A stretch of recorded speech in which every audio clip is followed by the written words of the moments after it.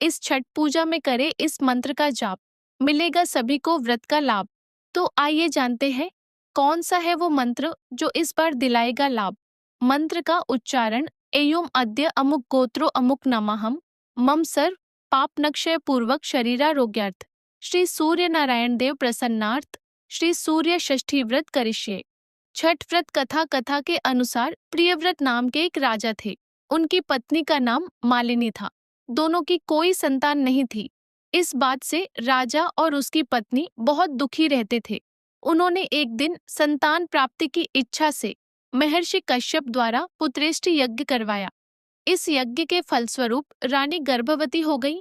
9 महीने बाद संतान सुख को प्राप्त करने का समय आया तो रानी को मरा हुआ पुत्र प्राप्त हुआ। इस बात का पता चलने पर राजा को बहुत दुख हुआ। संतान शोक में वह आत्महत्या का मन बना लिया। लेकिन जैसे ही राजा ने आत्महत्या करने की कोशिश की, उनके सामने एक सुंदर देवी प्रकट हुई। देवी ने राजा को कहा कि मैं षष्ठी देवी हूँ।